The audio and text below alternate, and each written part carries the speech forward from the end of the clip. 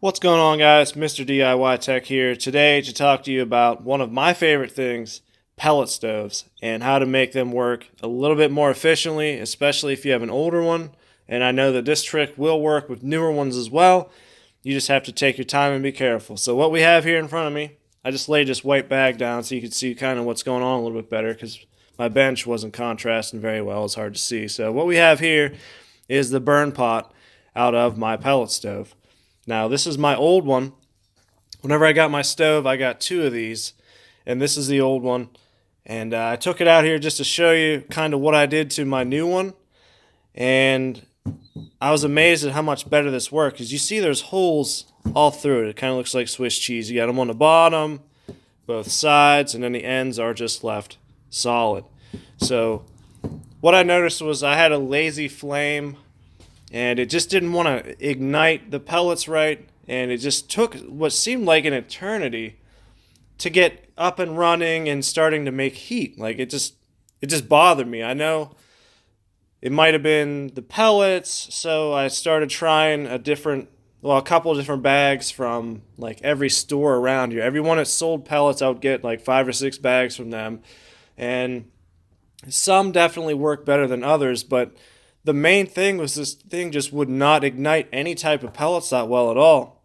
And I just put the igniter in last year. It's brand new, and I didn't have to use it all that much this year yet. So I was like, what can I do to make this start a little bit better, to help it to combust the fuel and get everything going. So I started looking at my burn pot, and I noticed all these holes. And you see them every time you clean your stove out. And I figured, well, I have 2 burn pots. What do I have to lose? So I decided to get a drill bit. And I found a drill bit that fit the holes perfectly. And I was like, well, one way that I know of to get something more oxygen to start burning more efficiently is to get more air to it. So how do you do that? You drill these holes out just a little bit bigger. You find out what size they are. You get the next step up, and you drill those holes out accordingly. And the main thing here is you just do the sides. Don't do the bottom, because the bottom is there for a reason. Like, you don't want them any bigger, or else pellets are going to start falling down through. You're going to have a mess, and basically you're just going to turn this burn pot into a paperweight, because it won't be good for anything after that. So I did this about a week ago, and I've been using it ever since. I use my pellet stove every day.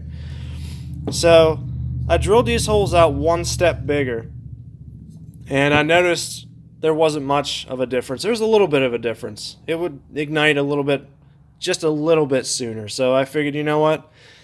If that improved it a little bit, maybe I can do something else. So I got the next size up drill bit, and I drilled these holes out here, and then I drilled the fronts out as well. And then I just left it go, because you don't want to go too big at one time, because then you're just going to turn this into a paperweight, and it's not going to be good for anything. You're just going to have to throw it away and go buy another one. So do it one step up first, try it. If it doesn't work, try another step up, and that's where it worked perfect for me.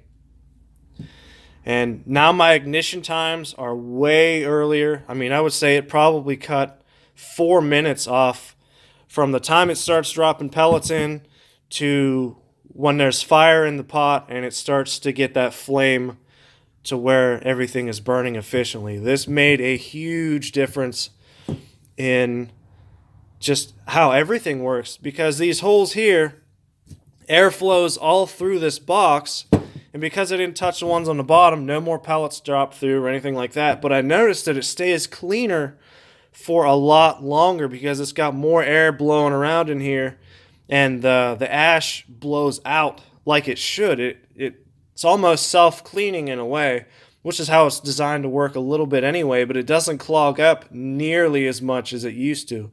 Because I know the newer stoves, they have a shaker on the bottom, and this plate here will drop out, and it cleans itself, and then and then it's ready to go. But mine, I have to manually take this out, clean it with a shop vac, scrape the sides, put it back in. But this drastically reduced the amount of time, the amount of times that I need to clean this a month. Like, I used to have to clean this every 4 days. Now it's over a week. Like, it's seriously almost doubled the time in between cleanings, and that is really nice because it only might take me 5 or 10 minutes to clean my pellet stove, but you're doing this a lot of times. Like, it just seems like this is all you get done doing, but I promise you, if you just take these extra steps, take your burn pot out, just experiment with it. Do one step at first, do a second one, and see where it's at. Just don't go too big. That's the main thing here. And just go slow and take your time. And if you want to, these two holes here, your igniter sits in behind here on either side, depending on where your stove's at. This is kind of a universal box. Mine sits over here. You can also make that just a hair bigger if you wanted to. But I just left mine alone because I was just testing. I might still take this out one step bigger just to see what happens. But I just wanted to share this with you guys because if you're having a lazy flame and a slow startup, this might actually help you out. Like, I was amazed at this. That's the only reason I'm making a video about it. I was just blown away at how much sooner everything worked and how much cleaner it stayed for how much longer. It was just crazy to me. So if you guys are having the same problem I was, especially with the older stoves, even the newer stoves, I know that they would benefit from this if you just drilled the holes out just a step bigger. Now, I know that there's a formula that the engineers who designed these go by with how much CFM of airflow they need in the box and everything else. I know there's a formula, but over time, your stove, it wears a little bit. It might get a little rusty from, use. Like, you can see mine's a little bit rusty just from sitting.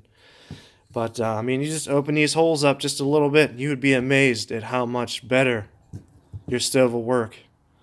So that's all for me today. I just wanted to share that with you. Hopefully that helps someone out who was having the same problem I was. It was really frustrating, but I found a solution. I'm going to make another video next on another way that I've helped to increase the efficiency and the startup time on my stove. So stay tuned for that video. Hopefully I'll get to make that this afternoon. But again, thanks for watching. I appreciate it. Have a good day, guys.